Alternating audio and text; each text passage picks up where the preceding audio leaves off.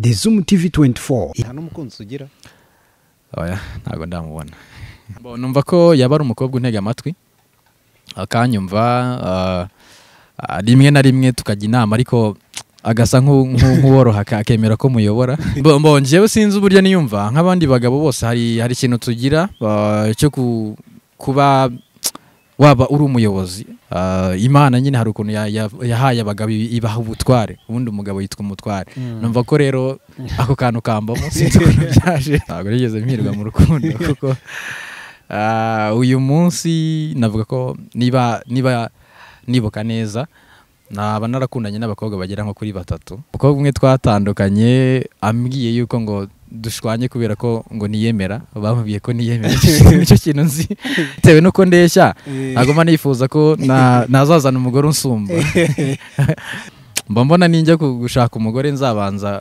kujya mu butayu nkiriza shyiraho mikoro yawe tuganire umeze neza hanyuma abantu benshi bajya bakubona kuri televiziyo imodoka yawe yayiparitse oya ntago nagura imodoka abanyamakuru benshi bakunda gukora ku maradiyo bakunda kuvuga ko bafite imodoka rimwe na rimwe mugahurira muri twegerane sinzi niba zikibaho bijyana nuko burya abantu kenshi bumva ko umunyamakuru aba ari umuntu udasanzwe kandi koko aba ari umuntu udasanzwe kuko tuba dufite ibintu byinshi tuba dufite ubwenge bwinshi tugomba gusangiza abatumva abadukurikira rero benshi bakabijyana nuko umunyamakuru yakabaye byibuze agaragara ukundi kuntu ariko n'uburyo nyine uba wumvikana biba bitandukanye nabakorera ariyo mpamvu bagenzi banjye benshi bakunda kumvikana bavuga yuko bafite amamodoka nyamara baba batarabigeraho nge rero imodoka ntayo weho ntayo urayiteganya nko mu myaka ingahe ubwo why not nejo se ntayigura ubushobozi bwabonetse bidepandana n'ubushobozi hanyuma turi kuganira na Uwiringiyimana Peter twajya ngo wenda twibwire ku buryo burambuye Uwiringiyimana Peter ni umusore w'ingaragu ntabwo nari nubaka ndi umwana wa kabiri mu muryango w'abana 5 navukiye mu murenge wa Rubengera mu kagari ka Gacaca umudugudu wa Gasharu numva wenda abantu bazi akarere ka Karongi abantu bahita bahumva neza amashuri abanza nayigiye i Karongi n'ubundi hanyuma secondaire nyiga na i Karongi ku kigo bita École Secondaire de Bisesero ni Troncome niho nayigiye A level cyangwa se superieur nayigiye Nyamasheke mu kigo bita École Secondaire ya Tyazo nize ibintu bijyanye n'indimi n'ubuvanganzo igiswahili ikinyarwanda n'icyongereza ndibyo bintu nize hanyuma nyuma gatoya yuko birangiye nakomereje muri kaminuza y'u Rwanda ni igitangazamakuru n'itumanaho ariko specifically mu itumanaho ndumva ari ibyo nyuma yuko ntangiye itangazamakuru cyangwa se ntangiye kwiga itangazamakuru ni nabwo natangiye kubyinjiramo njya mu itangazamakuru gutyo kubera ko ni ibintu nakundaga mu rugo najyaga mbabwira ko nintaba umunyamakuru uko byagenda kose nzaba umuntu ukora ibintu by'amashanyarazi kuko nabyo narabikundaga ni aho ngaho rero niyumvaga biza kurangira rero nisanze mu itangazamakuru uyu munsi ni umunyamakuru kuri Radio Flash na televiziyo Flash 2020 wivuze ugaragaza kuri ingaragu nta n'umukunzi ugira oya ntago ndamubona ndacyamushaka ntabwo urabona umukunzi ibyiyumviro by'umukunzi wa Peter ni umukobwa umeze gute numva ko yaba ari umukobwa untega amatwi akanyumva rimwe na rimwe tukajya inama ariko agasa nk'uworoha akemera ko muyobora niko ngiye byumva niko mushushanya hanyuma niyo nsenga nsaba Imana ko yazaba umugore unkunda kurusha uko mukunda kuko byanyorohera guhuza nawe cyangwa gufatanya nawe n'uwo mufasha nifuza kuzagira mu ahazazanjye hari ingingo numvishe igoranyemo umugore waba uyobora cyane kurusha uko wenda mwakumvikana njyewe sinzi uburyo niyumva nk'abandi bagabo bose hari ikintu tugira cyo kuba waba uri umuyobozi cyane cyane yaba mu rugo iwawe cyangwa se no mu rukundo. Imana nyine hari ukuntu yahaye abagabo ibaha ubutware, ubundi umugabo yitwa umutware. Numva ko rero ako kantu kambamo sinzi ukuntu byaje sinzi nyine ukuntu byaje ariko mu busanzwe ndi umuntu utuje kandi umuntu uca bugufi. Rero usibye ko izo ngingo zazaho yenda akazubahiriza ariko atanazubahirije ngewe nakwemera kujyamo hagati kugira ngo tubashe kugendana. Hanyuma umuntu ashobora kugira impungenge ko ushobora kuba warakundanye wenda n'abakobwa iyo ngingo ikabagonga. Nta bantu murajya mu rukundo se benshi, umwe babiri, wenda hakaba hari ikibazo cy'amahitamo kuvuga ngo uyu ntabwo arambera? Ntabwo nigeze ngira amahirwe ngiye mu rukundo, ntabwo nigeze mpirwa mu rukundo kuko uyu munsi navuga ko niba nibuka neza naba narakundanye n'abakobwa bagera nko kuri 3 bonyine. Kuri ngewe rero ibyo twagiye dupfa ni ibintu wenda navuga ko biri prive cyane, ariko nuko mpagaze. Ntabwo rero iyo ngingo yo kuba bareka nkayobora cyangwa se naba umuyobozi cyane ariyo byinshi byagiye bituma bipfa, ariko ikigeze kunsetsa ni kimwe. Umukobwa umwe twatandukanye ambwiye yuko ngo dushwanye kubera ko ngo niyemera, bamubwiye ko niyemera. Icyo kintu nzi kigeze kunsetsa cyane, ariko iyo ngingo yo kuba wenda ngiye naba nkomeza ubuzima cyangwa se nshaka kuba umuyobozi numva bitaraba impact yo kuba natandukana n'umuntu. Hanyuma mu bigendanye n'amasura, hari abahungu baba gutyo akavuga ati ngenda ndashaka umukobwa muremure, umukobwa w'insobe, nataye ngo ufite taye rwose, wicara uzakenyera igitenge ntikimuzenguruka ishuri 10. Mwebwe amahitamo yanyu abahe? Amahitamo yanjye ntabwo ngoranye, ntabwo nkunda inzobe. Nishimira kuba nakundana n'umukobwa w'imibiri yombi nkuko nanjye meze. Ikindi ntabwo njya mvuga ngo uburebure ngo iki, ariko mba numva nyine mu buryo bitewe nuko ndeshya ntabwo mba nifuza ko nazazana umugore unsumba. Ako kantu nako yenda njya nkagendera iyo ngiye gushaka yenda cyangwa iyo ndimo kudesigninga umuntu numva twazabana. Ikindi warumbajije? Nari nkubajije nyine ku bigendanye n'isura, niba baba aruvuga ati inzobe, ibikara. Isura wenda usibye ko umuntu ashyiraho condition, nanjye niko mbyemeranya nshyiraho condition, ariko mbona ninjya gushaka umugore nzabanza kujya mu butayu nkiriza kugira ngo biriya ijambo ry'Imana rivuga ngo umufasha mwiza umuntu amuhabwa n'Uwiteka. Nanjye rero iyo ngingo mba numva ninjya kugira igihe cyo kuvuga ngo ngiye gushakana n'umuntu, kuko birashoboka ko umuntu ushobora gukundana kumva ko ari we mwana abana, ariko spiritually nkanjye wemera Imana ugasanga yenda Imana ntabwo ari yo yaguhitiyemo bitewe n'impamvu runaka, kuko biba binasaba ubushishozi no kwitonda umuntu muzabana ubuzima bwawe bwose mpaka urupfu ruje, cyangwa se urupfu cyangwa Yesu akagaruka gutwara abantu be. Niyo kondisiyo ibihari kugira ngo mube mwatandukana, kuko ntabwo njya nizerera mu bintu byitwa gutandukana. Niyo mpamvu rero mba mvuga ko njye kubwanjye nshaka kuzitonda kugira ngo bitazambera nyine bibi mu gihe nikigera. Hari aho ukomeje avuga ati umukobwa utansumba, kandi mu ndeshyo wakureba ntabwo uri muremure cyane, aramutse agusumbaho? Aramutse ansumbaho ariko bidakabije kuko yawe ari mugufi cyane. burya biragorana, abantu ntabwo bajya babibona. Abakobwa bafite ukuntu baduhisha ubugufi bwabo, kuko bagira n'amahirwe yo kwambara inkweto ndende rimwe na rimwe za high heels. Rero burya umukobwa nsumba ntabwo mbona ko ari mugufi cyane. Hanyuma wari umbwiye unsumba, byaterwa na santimetero nsumbaho, zibaye 2 cyangwa 3 nta kibazo, ariko zirenze byaba bibaye ikibazo gikomeye. Hari bikunda kuba mu rukundo ugakunda umukobwa nawe akagukunda, iwabo bakabyanga, aho bizagenda bite iyo case iramutse ikubayeho? Njye numva ko icyambere ikibazo ariko wenda mu rugo babyanga, niho njye byambera umutwaro. Naho we babyanze, iwabo babyanze, bakabona ntago mberanye n'umukwe bifuza, ntago nakwirirwa mbigiraho ikibazo. Nafata igihe cyo kubiganiraho nawe tukabyumvikana, nakumva nawe yenda ari ko abyumva cyangwa se waba warabashije kubimwumvisha nkamureka.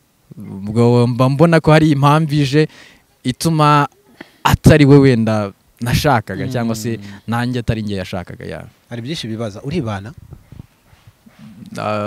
ndibana oya ntago nibana mbana n'undi musore mugenzi wanjye mu rugo ariko ntago dukora akazi kamwe ntago mukora akazi kamwe bivuga ngo hari umunsi uba uhari nawe adahari rimwe na rimwe mujya mwemera kuzana abakobwa iwanyu mu mageto abashuti banyu bakabasura ya ni ibintu bisanzwe kuko nkuko najya gusura umukobwa niko nawe yansura mba numva nta kibazo kirimo hajya uri umurokore ugeze kuvuga ko wemera Imana cyane se niba uri umurokore ya ndi umurokore dio washaka umukobwa w'umwisilamu nta kibazo mbona nta limitation yabaho hagati yanjye n'umukobwa once mbona turimo guhuza ibindi byose wenda idini rikaba ari ryo riba ikibazo wenda sinzi niba ari we wakwemera ko dushyingirirwa mu itorero ryanjye cyangwa se wenda agiye nkajya gushyingirirwa mu itorero rye ariko kuba yaba ari umusilamu njyanjye ndi umurokore twarashyingiwe tubana numva nta kibazo byantera wigeze kugakomoza ariko sinzi niba watebyaga ko nujya gushaka umugore bizagusaba kujya mu butayu warukomeje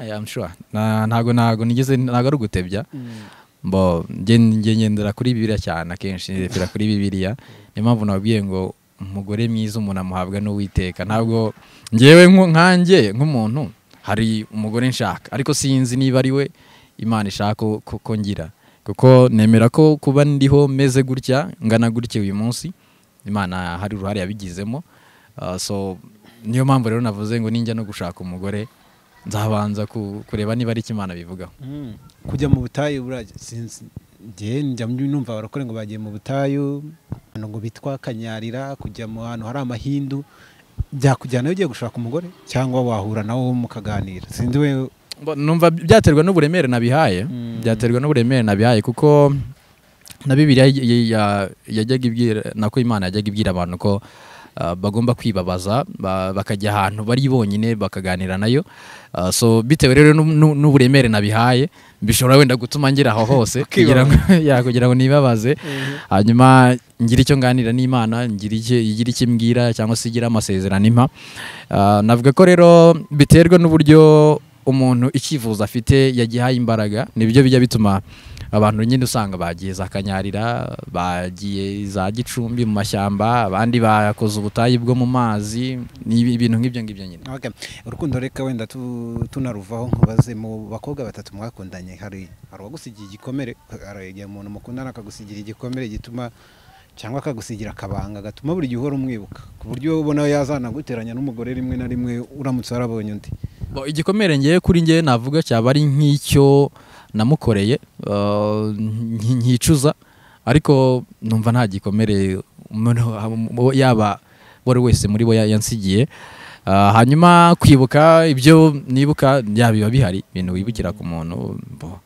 bari byinshi ntabwo ari na kimwe gusa kuko nge sinzi ukuntu meze ukuntu nteye ndi umuntu ukunda kwibuka ibintu byinshi hari n'igihe umwe muri bo cyangwa se nyine iyo tuganiriye bamwe muri abo ngabo mwibutsa n'ukuntu duhura umunsi wa mbere byagenze amasini yose cyangwa se scenario zo ku munsi wa mbere cyangwa ibindi bihemba mbyibuka cyane navuga ko rero byo kwibuka ku muntu mwabanye ku muntu mwagiranye amateka cyangwa se mwakundanye bari byinshi ariko byo kwicuza byo nge numva ntabyo ubona aho urakubwira ngo mwongeye mukundane hari ugiye bigaruka umutima ukagaruka kavuga atari ko hajya twapfuye iki ntago njya mbyifuza cyane ko ntago njya mbyifuza kuko mba numva byaba bigoye hari igihe akenshi buvuse uyu muntu niba agarutse ubundi agarukanye izihe ngamba cyangwa se icyari cyatumye agenda arabona yenda cyaravuyeho aramutse anahari ushaka kugaruka byasaba ko mbanza kumwingaho cyane cyangwa se no kuganira nawe cyane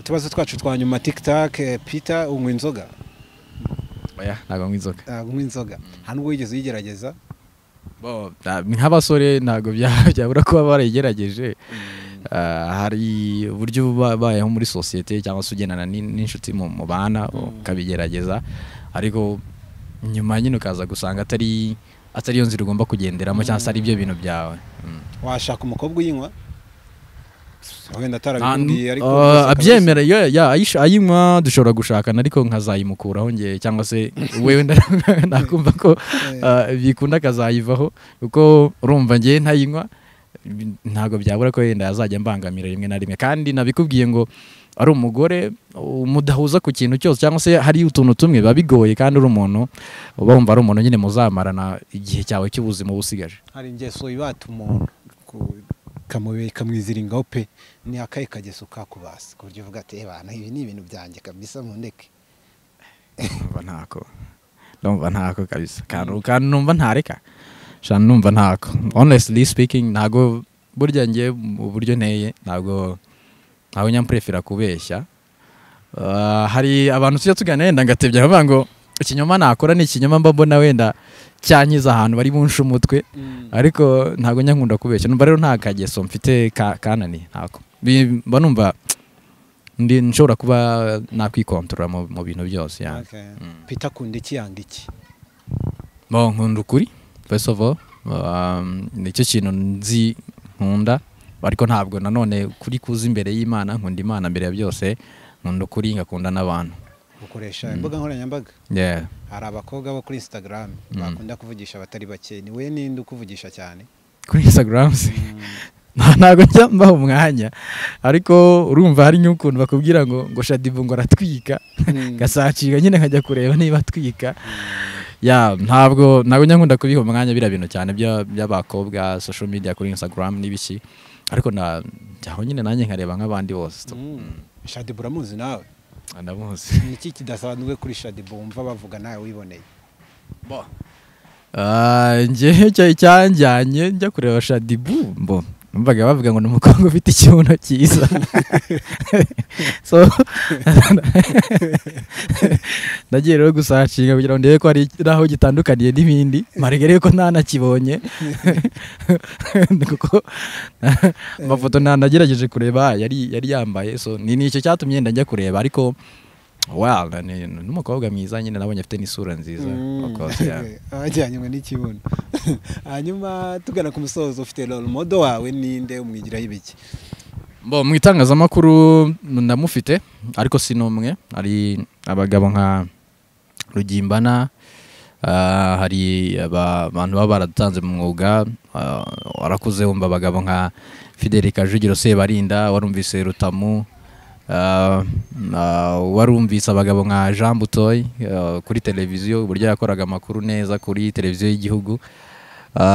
Ni benshi, ariko nyine abo ngabo benshi iyo uri kubona ugiye mu mwuga hari byinshi waragiye ubigiraho. Navuga ko rero cyane aba bagabo badutanze mu itangazamakuru aribo nkunda kwireferaho cyane wenda iringiri rya siporo. Ndumva barora umudo banjye ari abo, ariko hari n'abantu mba nigiraho nyine wenda ngenda ndeba mentalite zabo, uburyo batekereza. Umugabo witwa Cristiano kuna kuri ibintu bye buriya ni ibintu bijya binyubaka, utuntu tumwe na tumwe nawe njya mwigiraho buriya. Hanyuma tugana ku musozo, ni iyihe nama ababyeyi baguhaye kugeza na n'ubu uvuga ati niyo nanywa nkasinda nkagwa iyi nama nzayigwa inyuma? Ni impamba mukecuru cyangwa papayi nk'uko abana bo mu cyaro bakunda kubivuga bampaye ngomba kugenderaho? Ababyeyi banjye bandaze gukunda Imana, nicyo kintu nakuze bantoza. Numva ari ikintu mpora nibuka, ni ikintu mpora nibuka umunsi kundi, ikindi bahora banyibutsa, nta nubwo bakimbwira rimwe ko ngomba kuzahesha ishema umuryango, kwitwara neza, kugira imyitwarire myiza, kugaragara neza mu bandi. Atari ibyo nishatse, ahubwo ari ibintu ngewe bindimo, binajyanye nuko wenda narezwe. Numva ko rero ibyo bintu ari byo bibiri, niyo tuganira kuko nyamfata akanya nkavugana nabo, nibyo bintu bakunda kunyibutsa, nibyo bintu bagarukaho cyane akenshi. Indirimbo abakobwa bafite ubushyuhe, abahungu bafite ubushyuhe, nihe myitwarire ubona atari myiza ku buryo ushobora kuvuga ati urubyiruko ibi bintu wenda bigezeho? Oya, mu buzima busanzwe ku buryo uvuga ati bagenzi banjye ibi bintu tubireke, tuzakomeza tubona amanota? Biragoye kuvuga ngo imyitwarire, kuko hajya habaho ikintu cyitwa conflit de generation. Abantu ba kera buriya, hari umwarimu watwigisha yajyaga atubwira uburyo mu cyaro iwabo yakomokaga bigeze kubona umukobwa yavuye i Kigali yambaye ipantaro, bavuga ngo umukobwa wabo yabaye ikirara. Urumva ni conflit. Rero uyu munsi ababyeyi cyangwa se abandi bantu bakuru bari kurwana no kubona umunsi kundi abakobwa bari kwambara utujipo dutoya, kwambara udukabutura dutoya, indirimbo ziri kuza zivuga ngo cyane ubusambanyi, ariko nkeka ko cyaba ari n'igihe nyine kiza ku bantu basenga kongera gusubiza amaso inyuma bagatekereza kuri bya bihe bya nyuma Bibiri yivuga, hanyuma bakarushaho kwegera Imana. guteka Ndabizi ni nk'iki uzi guteka cyane kirenze? nzi guteka inyama, byiyizeho nanjye ko nzi guteka inyama. Ikindi kintu uzi guteka imvange, hari abantu barabizi cyane imvange, n'ibindi biryo nyine umuntu ashobora guteka ariko birimo inyama, njye ndabizi ko nzi kubiteka. Reka tugushimire cyane Peter kuba witabiriye ubutumire bwacu, kandi twizere ko n'undi munsi tuzakenera kuganira nabwo uzaduha akanya. Urakoze cyane. Abakunzi ba The Zoom TV 24 bwo mwese mukomeze mukande subscribe, mukande like, ndetse mukande na comment, mukore na comment ku nkuru nyinshi cyane The Zoom TV babagenda babashyiriraho. Turabakunda. Nawe utarakanda subscribe, kanda ku kamenyetso k'umutuku kanditseho subscribe kugira ngo uzajye ubona n'izindi video zitandukanye utasanga ahandi. Turabakunda.